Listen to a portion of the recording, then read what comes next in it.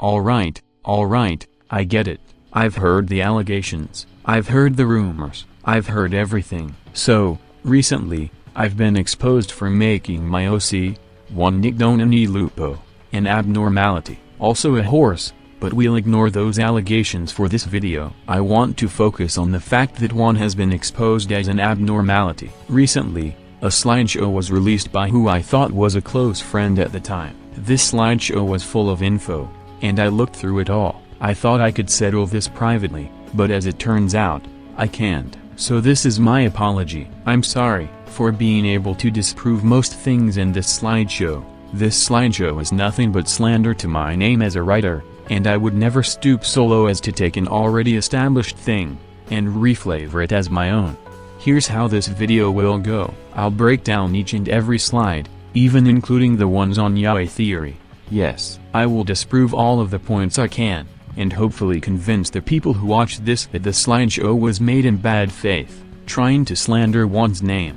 First slide, and I've got some work to do. Let's start with the color. While yes, melting love is an abnormality that shares similar traits to one, sharing similar traits is not a connection. If you were to take two people, and do the exact same traumatic thing to them, they would more than likely have different outcomes. Another thing is that melting love, while having a physical body, is a puddle of goo. One isn't, nor are his creations, being more akin to a bloodfiend's hard blood. The corrosive nature of their bodily liquids is correct, but work in different ways. One's blood cares only about liquids, whereas melting love's goo doesn't care what the object is, it will melt it. The last point I have for this slide is the color. While yes, I have said pink blood before, I have specified 6 times that it is neon pink. Not just regular pink, neon pink, or at least the type that one has the color code of F535AA. That is a different color, as compared to melting love's color code of FFC0CB. This supposed friend says that these aren't coincidences, and they're right, they aren't. There was no connection to begin with. Let's move on to the first 3 addendums. For number 1, I once again point to coincidence not meaning fact. You'll see that a lot throughout this. Just because both one and melting love were experiments, that doesn't mean that they're one and the same, or even connected at all. Addendum 2 is a little better, but not by much. It talks of how abnormalities are made up of desires, and one has made his quite obvious, being a coffee addiction, and a thirst for knowledge. However, there is a flaw with that. Everything is driven by desire. One doesn't have a coffee addiction. He just simply doesn't wish to sleep, and never can get more than 30 minutes of sleep because of his dreams. As for his thirst for knowledge, he's a hotel manager. He's required to know everything about how the hotel works to make sure everything is going well. His thirst for knowledge is an extension of that. He wants to make sure that no one tries to interfere with the syndicate from the inside. Simple as that. Lastly, Addendum 3, having more hotels does not mean he has a lack of control in his life. He just simply wishes to give the people of the city a great place to stay when they vacation. You can call it a monopoly, yes, but if you think that he is doing this because of a lack of control, then that statement is wrong. As for time, that is a minor motif of his. Yes, how that connects with this, I have no idea. The 3 sub-entities, I'll get to in a later addendum. As for horse, as I said before, I'm not discussing horse theory. Next up, risk level. I've been holding a big secret from everyone for a while. That ego against Karen was calculated with fragile, even with all crits, at a level higher than what we were before. My ego can only deal 41 total damage, 53 if I had the passive of critical edge. I simply misspoke, and never thought to correct myself because of it. Am I sorry? Hell nah. Is Juan a fraud when it comes to non-RP combat? Yeah, but he's working on it. Level 6 will be crazy, trust me. As for the other point, it will mostly be explained later. Next slide, and I'm sorry, but Dulcina is not top tier when it comes to blood fiends. Let's make a tier list, shall we? Alright, this'll be a little rough, since I'm using 2 separate tier lists, but trying to patch them into one. I'll go from bottom to top. In D tier, Cassidy. This guy sucks. In C tier, we've got Sanson. Not a bad guy, but I don't like him. Simple as that. In B tier, we've got 3 contestants. First up, Sasha. I like her design, but yeah, knocked down a few points by being close to Cassidy. Next up, Curiambro, or the Priest. Great design, but we don't get to brawl with him solo, like we do for the other 2 kindreds. Very sad. Then there's Priest Gregor, who scores 1 higher. Why? It's Gregor. I like Gregor. 8 tier. Let's make this quick. Manager Don and Sancho are one in the same, so they're the same. Papa Quixote is good DILF material. He's a silly guy, and I can relate to that. And finally, the main point of contention, Dulcina. She's good. Yes, don't get me wrong, but she's also topped by Princess Rhodia. Is this a bad thing? Nah. But is there better? Yes, just take a look at S tier, which holds Nicolina. I couldn't fix her. I would try maybe a bit, but I know it'd be pointless. Can you even top this? Yes, Barbaroutis. I wouldn't even try to fix her to begin with. Well, that's the whole list. Not doing any blood fiends from LOR or DD. Or, wait a minute, I forgot one.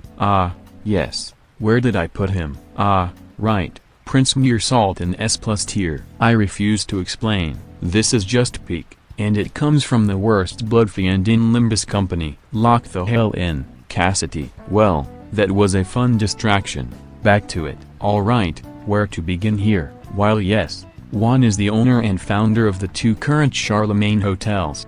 The keyword there's 2. While Juan's first and the hotel he stays at is the one in Q Corp. He also has a hotel in R Corp. And yet, when going to R Corp, his blood never changed to pink, staying as red. It was only when going to I Corp that his blood turned pink. As for the empathy towards abnormalities, yes, that is true. However, the narrative is twisted into making it seem like it's a bad thing. For the one abnormality Crimson Moon has met, Der Fluchska, he was kind and peaceful to it when it was too weak to do anything. He is guessing that the cycle of rebirth for an abnormality is not a painless process, so he simply wishes to ease the burden. Imagine, if you will, a sick grandparent of yours. They have a really bad infection, and it looks nearly fatal. 3 options are laid out before you. Either you can pull the plug, and make it a quick death, try to fix the infection that has never gone away for long, or simply stop giving them the medical support, and let them pass peacefully in their sleep, while giving the tools to remain not hurting. One simply chooses the third for everything, even abnormalities.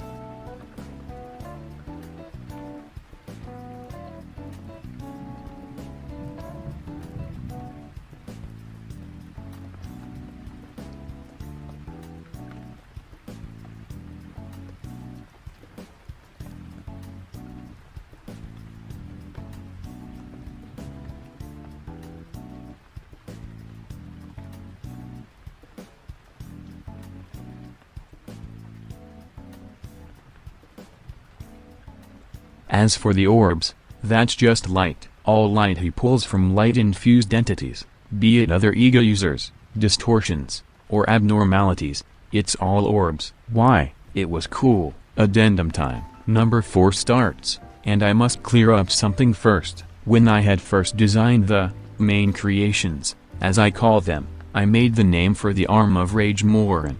However, after a little while, when I decided to write some things down, I retconned the name to be Morlon instead of Marin. As for the actual addendum, this is just stating the facts that Juan has confirmed himself. Nothing to debunk here. Addendum 5 has some flaws, though. To start, let's talk about blackmail. Juan, at this point in time, was still unsure of everyone's loyalty to the Crimson Moon. Even after their first official mission, he was in a new situation, and didn't know what to do.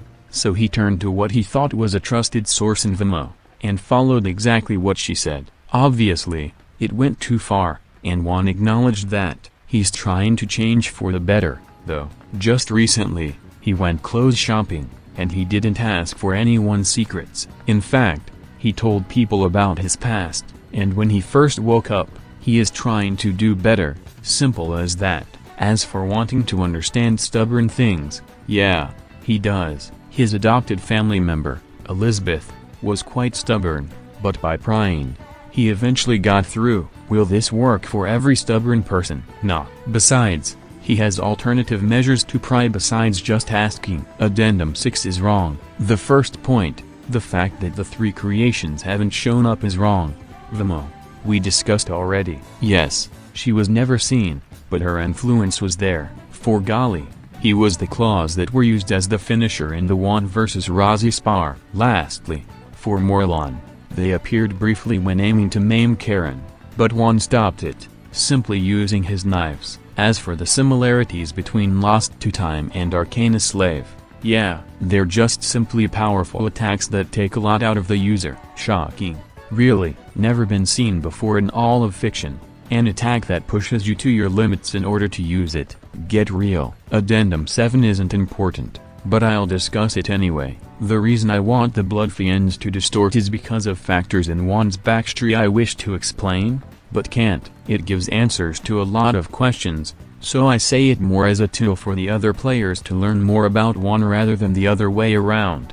While I could discuss classification code, work and damage types, and ego gear, I won't. I've hopefully proven that Juan isn't an abnormality from my other points. However, there is one other theory that I can't disprove, because I'm playing into it to be funny, but King set the record straight, pun fully intended. Going from top to bottom, we first have the look. The look isn't a sexual look, it is the look that you give someone when they ask a stupid question, very deadpan and monotone. For the next point, yeah, I got nothing, it was funny, and I had to. You must understand, the next 2 are quite simple. There was a gunshot, it is very clear that Sigurd shot at Juan, and that cut is the result. The last one is just, naughty.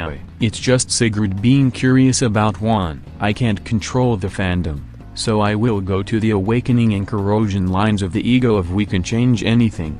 If it had Juan was used as an inspiration, not as if he had the ego. Simple as that.